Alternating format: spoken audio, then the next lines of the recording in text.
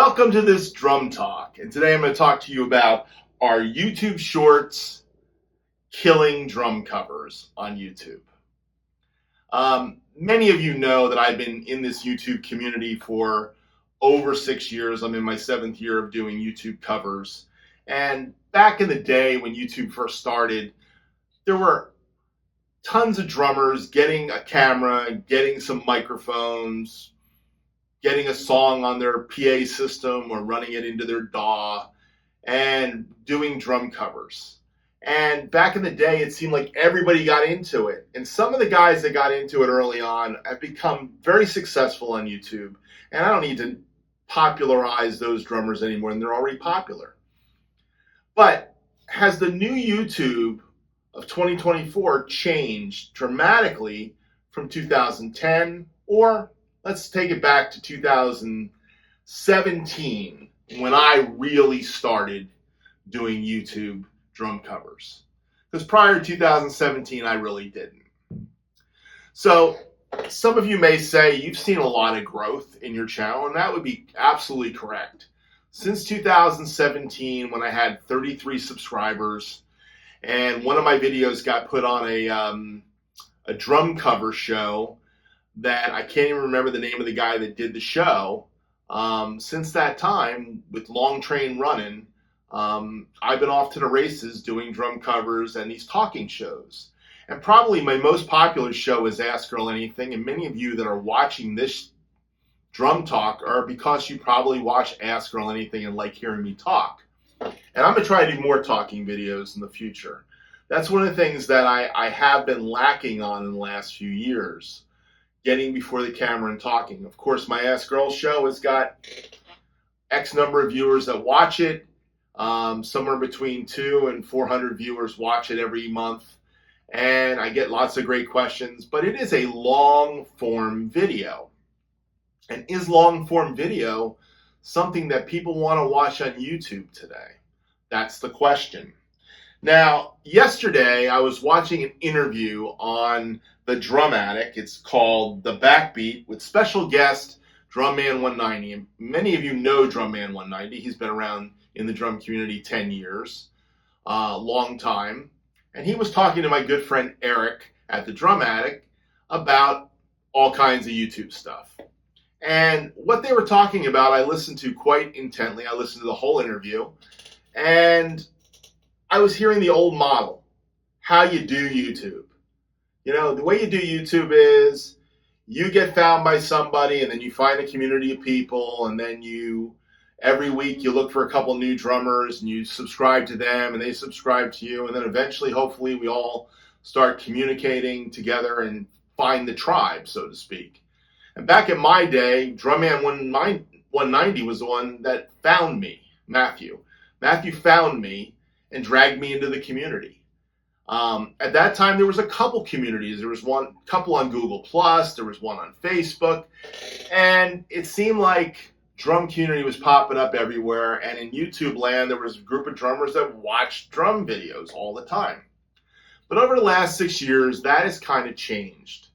And there's still drum communities. There's lots of them, and there are lots of guys doing that model, which is you basically find drummers, you friend those drummers, you hopefully get them to come to your Facebook page, your Instagram page, be part of your club, your tribe. And hopefully what's going to happen is you're going to start to get more subscribers, more followers, because you're going to be found in the community. In actuality, that's not how I grew my channel. I was part of a lot of communities early on, and those communities, I'm still friends with some of those people from those communities. Back in the old days.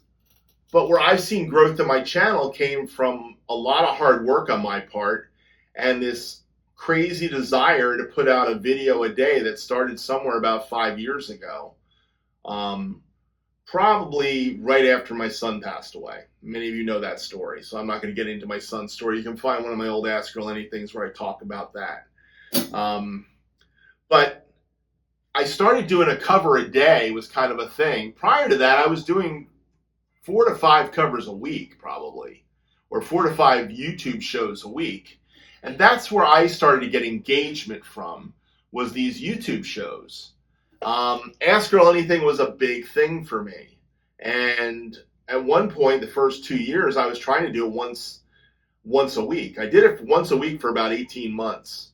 And then I couldn't do it anymore. And I started going to twice a month and then once a month. And that kind of accumulated again with 2019 when my son passed. And things changed again. And I kept Ask Earl Anything at once a month since then. And it's been still a rather successful show. But it's a long-form video show, meaning you're watching me talk to a camera like this for a long period of time. I'm answering questions from some of the people in the community. Now, when I talk about community, back in that day, there were these communities. You know, there was guys that did a lot of heavy metal videos. There was guys that just liked to do drum videos. And they were all over the place. You had Facebook and Google Plus and all that stuff. And you had YouTube. But that's changed for me. And somewhere during the pandemic, I kind of found that I had my own community. Because that's what started happening, because the amount of videos I was putting out and the type of content I was putting out was hitting a niche in the marketplace. Doing old 70s and 60s tunes mostly, some 80s tunes, occasionally a 90s tune, a jazz tune, a big band tune, a fusion tune, would get in the streams because I had enough videos out there and enough content always going, and YouTube kept pushing me out there. And I grew rather organically, and probably all I can say to you from 2018, every 10 months I was going 1,000 subscribers. So I went 1,000 subscribers in June of 2018, and from there, every 10 months-ish, I would go another 1,000 subscribers. So now I'm over 9,000 subscribers. Wonderful. What does that really mean? In actuality, subscribers don't mean a whole heck of a lot unless you're monetizing. And we all know that doing drum covers is not a monetizable activity. There's not a lot of money to be made in doing drum covers. There is money to be made in doing shows like this and Ask Earl Anything. If I did them consistently and production-wise and had a huge following, I could monetize and make some money off of it. How much money? I don't know. Now, back in the day, 7 years ago, there was this thing of buying views. I never got into the buying views thing. And YouTube kind of cracked down on that pretty quick. And they put something together with AdSense, their Google AdSense. And they started selling ways to get more subscribers through metadata and buying advertising and other things. But here's the thing. Are you going to buy advertising if you're basically doing drum covers where you make no money? It makes no sense to buy advertising for drum covers. And that's the dilemma in there. So how do you grow a channel? Now, I have a couple drummer friends that I subscribe to that have had quite a lot of success in pushing their ads. And I've watched their channels grow 7,000, 8,000 subscribers in a year. And they're doing a lot of content that's monetizable. So they're trying to get a revenue stream with it. How big of a revenue stream are you going to get at 10,000 subscribers or 12,000 subscribers? I don't know. It's a few, I make about $300 a year doing drum covers and Ask Earl Anything. I'm being honest. That's it. Somewhere between $250, $300 a year. That's what I'm getting. It's not a lot of money here in YouTube land. So you've got to have monetizable content that you can make money with. Or you've got to have another end game in hand. And by the way, everybody is in YouTube now. So, the great drummers are on YouTube now. I just subscribed to Vinny Colaiuta's podcast. He finally put it on YouTube. Wonderful. He doesn't have I don't think he's got 5,000 subscribers yet, so nobody knows about it. But there are big name session guys like Lee Sklar that during the pandemic he started. I was following Lee before he had anything going really on YouTube. He did a couple things about Jeff Porcaro I saw, and I basically started following him. He had like less than 10,000 subscribers at that point for sure. And then all of a sudden he had 10,000, and all of a sudden he had 100,000 subscribers. But Lee Sklar's a niche market. Lee Sklar's got a name, he's got a history, he's got all that session work, he's famous. What's Earl Bennett? Earl Bennett's a drummer on YouTube. like a lot of drummers on YouTube, like a lot of you guys watching. So, with that being said, is there really a place for long form videos anymore, drum covers? And what I'm finding is not a lot. Matter of fact, in the last 6 months, when I drop a drum cover on a day, I used to get somewhere between 100 and 200 views. Now I'm lucky if I get 100 views on a video the last 3 months. And unless the video is something that's in the popular stream, it doesn't get the views. Now, every once in a while, I pick a song that basically is popular and it gets a pop, and they will go over 300, 400, 500, 1,000. I just did a Boss Skag song a couple weeks ago. It's got 1,200 views on it. There's no rhyme or reason to it, though. I would never have thought this song, We're All Alone, would actually have that many views 3 weeks into it. But it popped. So how do you get the pop unless you're paying for it? And I'm not paying for it. So I get the pop because I put a lot of content out. And if you're not putting out a lot of content, you're not going to get a lot of views and you're not going to get a lot of subscribers. And by the way, 85% of my views come from people that are not subscribers. So this idea that I go find subscribers in drum community is a misnomer. It doesn't really work that way. So what's going to attract people to my channel? Well, I think the songs I choose, the type of drummer I am, being an older, mature drummer, a lot of older guys watch me. Why do they watch me? Because they see if they say, hey, I can do that. And I hope I inspire you guys to do that, by the way. That would be the goal, would to see a lot of the older guys doing drum covers. Just kind of a couple friends, the tired drummer. You know, he just plays. He puts a camera up and he plays. And that's how he started. And now he's got a little bit more sophisticated. And as time goes on, your videos get better. If you were to look at some of my early videos, my videos have gotten better over the years because I've learned a few tricks. I've learned a lot of tricks on making drum covers, though.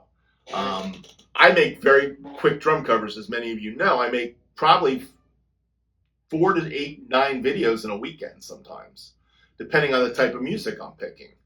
So the type of music you pick and how quickly you can record it and how efficiently you can record it and how good your templates are and how good your lighting is and how good your cameras are and how good you are with your craft behind the computer with the audio and with the video programs, Logic and Final Cut, you can put a lot of content out. But is it monetizable content? No. So it goes back to, why do I do YouTube? It's for fun. Fun for me. And that's what I've said many times on my Ask Earl show, is that why do I do this? I do this for fun. And in the last 6 months, I'm doing it a lot for my community. I actually have a small community, probably about 30, maybe 40 drummers that watch me very regularly and comment on my videos. Now, I may have other guys that are part of the Phantom community that watch me, don't comment on my videos, and like what I do. And those are my community. That's my community. And I'm not doing a Facebook group for a community. I'm not doing an Instagram group. I'm not posting on Instagram. I'm not posting on Facebook. If I'm on Facebook, it's usually for family and friends. If I'm on Instagram, which I'm not really, it's to look at my 1,500 videos on Instagram that really got me 700 followers, and I stopped. I gave up. Matter of fact, I haven't opened Instagram and looked at how many followers I have, because I probably could have a whole bunch of new followers, but that's not by me posting anything, by the way. That'd be all my old posts getting popped and in the cycle and in the stream and somebody finding me. You know, I'm not doing any of the work there. But where I do the work is YouTube. Now, the work I'm doing is drum covers. 4 or 5 minute drum covers is a lot of work. You know, to play a song correctly, you hope everybody watches it to the end, but they don't. They usually watch a minute to a minute 21. That's really good. So what I'm noticing is there's these things called shorts, which have been out there for a while, and I've experimented with them. I really don't like shorts. It's very much like Instagram. You're taking little pieces. It takes a lot of work, a lot of editing to find that perfect little piece to put out there. But if I put those pieces out there, I get a lot more views. If I put those pieces out there, sometimes I get some subscribers, depending on what I'm doing. So is shorts killing long-form drum covers? That's for us to figure out. Is there going to be long form drum covers in 10 years? I don't know. Is the attention span of the viewer getting to the point where they can't watch anything for longer than 3, 5, 10 seconds? That's the scary thing. By the way, I'm married to a media ecologist. Look up media ecology. My wife's name, you may find my wife's name, Dr. Stephanie Bennett, PhD. Or it's just Stephanie Bennett, PhD, or Dr. Stephanie Bennett. And my wife's written papers about media ecology. That's the study of how media affects how we communicate, how we deal with the world. This new media is changing the way we communicate with one another. It's changing the way we watch television. It's changing the way we read books and magazines. It's changing the way we communicate. It's changing the way we drive. I'm a safety professional as well. And I can tell you that I was driving the other day, last Saturday, I was driving down a 2-lane road, got stuck behind this yo-yo, was just not driving the speed limit and was just putzing. And when I pulled off to the light to make the left turn, he was right next to me. I looked over and he was watching a movie on his phone and just doing this with his phone. It's like, get the heck out of here. That's not paying attention to even what you're doing. You're not paying attention to your driving. So we have got a short attention span, and we're not paying attention to what we should be paying attention to, the things that bring us life and goodness and happiness and joy, like family. That's important. Like playing good music and good art. I think good art's getting lost in this. So that being said, is YouTube Shorts now taken away from the drum community, taking away from the desire to do drum covers, and changing the way we do things? And I think that that's a question you have to ask yourself if you're getting into this whole, I want to be a YouTube drummer guy or a drum tuber. You got to think about that. Who's going to watch you? Why are they watching? If all you want is people to watch you, which, by the way, that's what Shorts represents to me, is people that just want to be watched. Just watch me. I just want lots of views. I want to become an influencer. I don't see a world of being an influencer. That was never my goal. I mean, there was a time when I wanted to be a player, recognized as being a player, so I would get a drum endorsement, or I would get a head endorsement, or I would get a stick endorsement, or a cymbal endorsement. Today, I don't really care about that either, to be honest. Even though it would be nice to have ProMarch sticks and Evans heads at a good discount. I won't lie to you. Or Remo heads and Vic First sticks, or Vader sticks. You know, it doesn't matter which one. It'd be nice to get that deal, because I've got so many subscribers and I have a subscriber base, and I can put their logos up there on my videos. But you know what? Some of you guys who don't have endorsement deals at all, you put their logos of every drum company out there on there all the time. And anybody that watches my videos sees Paiste all the time, for the most part, occasionally Zilchens. They can see the Remo on my head, so I'm already advertising for these companies. They don't need to give me stuff to let me advertise for them. And that's the point. So why do we do YouTube? We better be doing it for fun, and we better be doing it for the people that matter in our life. So my community is a very special community. And I'm part of the overall drummer community. But in actuality, the most important thing is the people that watch my videos on a daily basis and enjoy what I do. So I'm going to keep doing what I do because I enjoy doing it and because people like to watch it. But I'm realizing that YouTube's changed. And, you know, I just don't see the need to buy ads to get subscriber growth. It's just not going to happen. And I don't think that the things that Drumman 190 and Eric at the Drum Attic were talking about, growing your channel, work anymore.